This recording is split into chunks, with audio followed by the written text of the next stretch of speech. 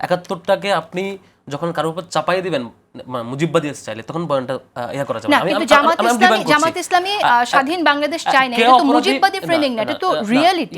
কে অপরাধী এটা তো বিচার হইতে হবে। আমরা দেখাইছি আপনি বিচার হইতে দেন নাই। আপনি সাইদিকে বলছেন অমুকের ফাঁসি হইতে হবে, যখন হয় নাই। আপনি দেখেন যে একদিনে 2 শতাধিক মানুষকে ক্রস ফায়ার দিয়ে হত্যা করা হয়েছে। খালেদা জিয়া যখন এর বিরুদ্ধে বলছে যে হচ্ছে এটা হত্যাকাণ্ড হইতেছে, তখন ডেইলি স্টার ছাপাইছে যে 2-1টা মানুষ মরছে, এটা নিয়ে খালেদা জিয়ার মায়া কান্না কেন, শহীদ মিনারে অবমাননা হচ্ছে। মানে মানুষের জীবনের সাথে এটা, একে তো আপনি ভুল বিচার করতেছেন, আবার মানে দাবি করতেছেন ফাঁসি, আবার এটার জন্য আরো মানুষকে হত্যা করতেছেন। এই বিচার হত্যা আমরা দেখাচ্ছি, আমরা দেখাচ্ছি এটা বিচার।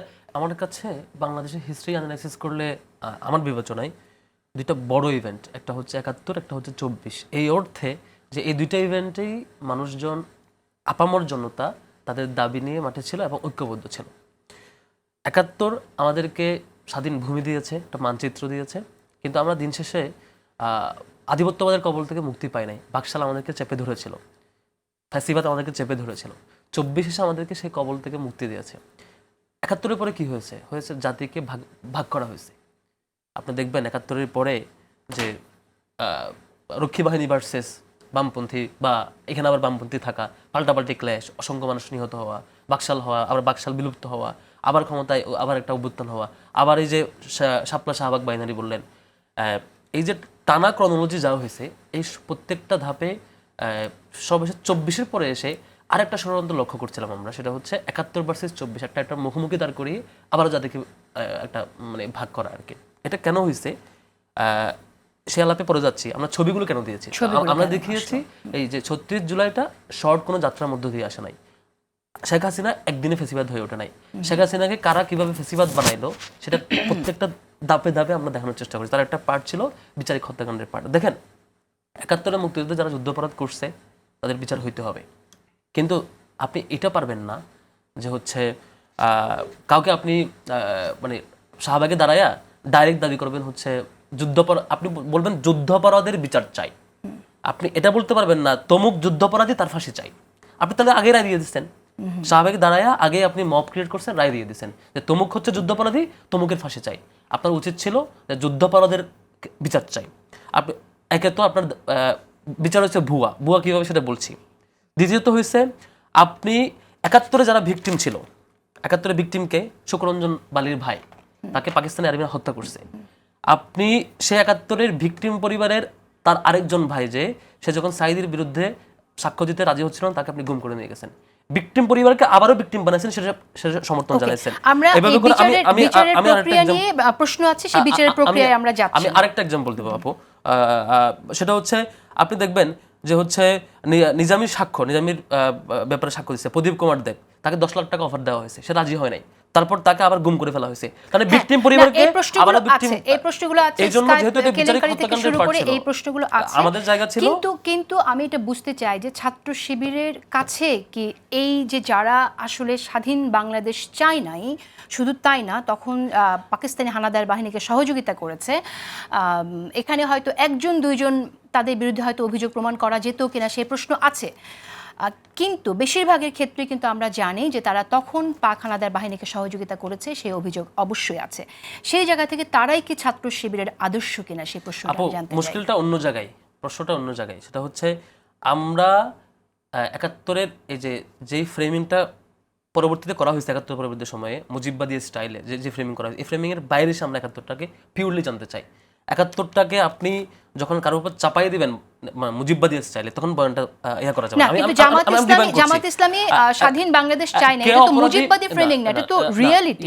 কে অপরাধী এটা তো বিচার হইতে হবে। আমরা দেখাইছি আপনি বিচার হইতে দেন নাই। আপনি সাইদিকে বলছেন অমুকের ফাঁসি হইতে হবে, যখন হয় নাই। আপনি দেখেন যে একদিনে 2 শতাধিক মানুষকে ক্রস ফায়ার দিয়ে হত্যা করা হয়েছে। খালেদা জিয়া যখন এর বিরুদ্ধে বলছে যে হচ্ছে এটা হত্যাকাণ্ড হইতেছে, তখন ডেইলি স্টার ছাপাইছে যে 2-1টা মানুষ মরছে, এটা নিয়ে খালেদা জিয়ার মায়া কান্না কেন, শহীদ মিনারে অবমাননা হচ্ছে। মানে মানুষের জীবনের সাথে এটা, একে তো আপনি ভুল বিচার করতেছেন, আবার মানে দাবি করতেছেন ফাঁসি, আবার এটার জন্য আরো মানুষকে হত্যা করতেছেন। এই বিচারিক হত্যাকাণ্ড আমরা দেখাচ্ছি, আমরা দেখাচ্ছি এটা বিচার। প্রবলেম কোথায়, কেন দেখাইছে আপু? মূল কারণটা আমি বলি। মূল কারণটা হচ্ছে আপনি যখন 100 মানুষকে 200 মানুষকে 2 দিনে হত্যা করছেন, মেঘদা যখন দাঁড়ায়া বলে যে শাহবাগে দাঁড়ায় যখন ঐক্যমত হয়, এটা সার্টিফাই করে পুলিশ বলে যে আমরা তো হত্যা করলে এনজয় করতেছি। আবার যখন সাপ্লাই যখন লাইট বন্ধ করে মারবেন, মেঘদা যখন আবার একটা মুক্তাঞ্চল ঘোষণা দিবেন, সে বলেছে মারাটা আমি এনজয় করতেছি। জুলাই এসে যখন আবার সে ওই গুলিটা মারে, সে ওই আগের প্র্যাকটিসটা ভুলতে পারে না। কেউ আমাদের আদর্শ হিসাবে এখানে আমাদের আলোচনা আসে নাই। আমরা সাউদ্দিন কাদের চৌধুরীর ছবি দেখাইছি না, আমরা কে আমাদের আদর্শ হিসেবে দেখাই না। আমরা দেখাইছি আওয়ামী লীগের ভুল কোথায় হয়েছে, আওয়ামী লীগ কোথায় ক্রাইমটা করছে, তারা বিচারটা ফেয়ার করে নাই, বিচারিক হত্যাকাণ্ড করছে, সে জায়গায় আমরা দেখাইছি। ডিসকাশনটা এই জায়গায় ছিল। এটা তো শুধুমাত্র বিচারিক হত্যাকাণ্ড না, আরো অনেক আছে। এটা তো সবগুলাই আনছি, গুম খুন আরো অনেক আছে, তাই না? পুরো সময়টা আমরা সবগুলো আনার চেষ্টা করেছি। এই ঘটনা 71-এর আগেও ঘটেছে আর কি। আমি আপনাকে বলি যে আমাদের পাকিস্তান আমলে সবচাইতে বেশি সময় ক্ষমতা ছিল কে? সবচেয়ে বেশি সময় ক্ষমতা ছিল আপনার আইয়ুব খান। আইয়ুব খান হচ্ছে মোটামুটি 58 থেকে 79 পর্যন্ত, মানে বেশ লম্বা সময় ছিল সেই সময়টা। তখন ওনারা আইয়ুব খানের বিরুদ্ধেও বলতো, আবার আইয়ুব খানের সবচেয়ে বেশি বাজেট পাইতো, তারা সবচেয়ে বেশি সাপোর্ট পাইতে পারে। কিভাবে? পরে পলিটিক্যাল সায়েন্সের এক প্রফেসর এটা লিস্ট প্রকাশ করছিল আর কি তখন, যে আমাদের সাথে কারা কারা আছে, কি কি সাপোর্ট। হ্যাঁ, আমি শেষ করি বলছি। তো এইভাবে একই সাথে আইয়ুব খানই সেই ব্যক্তি যে মুসলিম লগুলোতে হাত দিতে চাইছিল। আইয়ুব খানের সেই ব্যক্তি যে মুসলিম পার্টিগুলোকে চেপে রাখছিল।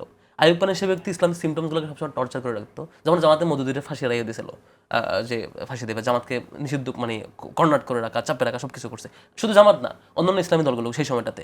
তো পরবর্তীতে এসে আচ্ছা, বাংলাদেশের মুক্তিযুদ্ধ কেন হইল হচ্ছে ক্ষমতা হস্তান্তর না হওয়ার কারণে। ক্ষমতা হস্তান্তর কার কারণে হয় নাই?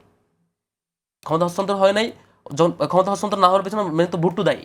ভুট্টো ক্ষমতা হস্তান্তর করতে দেয় নাই। তো ভুট্টো ক্ষমতা হস্তান্তর করতে দেয় নাই, পরবর্তীতে এত বড় যুদ্ধ হইলো, এত মানুষ হত্যা হইলো, সবকিছু হইলো। ভুট্টো কি ইসলামপন্থী না বামপন্থী? সে আলাপে আসেন। বারবার সবসময় বলা হয় যে মানে সেই সময় আমরা টর্চার ছিলাম, পরে টর্চার ছিলাম। অলওয়েজ পাকিস্তান আমলে ঘিও খাইতো বামরা, আবার মেকি বিরোধিতা করতো বামরা। এই আওয়ামী পিরিয়ডও যখন 13-14 সালে ইলেকশন হয়, ইলেকশনের 153টা আসন যখন without election MP Awami League জিতে আসে, সেটাকে শাহবাগের সমর্থনকারী প্রত্যেকটা স্টেক আমাকে বলতে দেবেন আপু, প্রত্যেকটা স্টেক একচ্ছত্রভাবে সাপোর্ট দিছে। আওয়ামী লীগকে কিভাবে বিধান নির্বাচনের ক্ষমতায় আসতে হয় ইম্পাওয়ার করছে। এবং 4টা সিটি কর্পোরেশন যখন 13 সালে নির্বাচন হয়েছে, নির্বাচন হওয়ার সময় যখন বিএনপি জিতলো এবং আওয়ামী লীগ হারলো, তখন মেঘদা পোস্ট করছিল, এখনো পোস্টটা আছে, খুঁজে পাওয়া যাবে, যে হচ্ছে আওয়ামী লীগ একমাত্র বিকল্প, আওয়ামী লীগকে থাকতে হবে।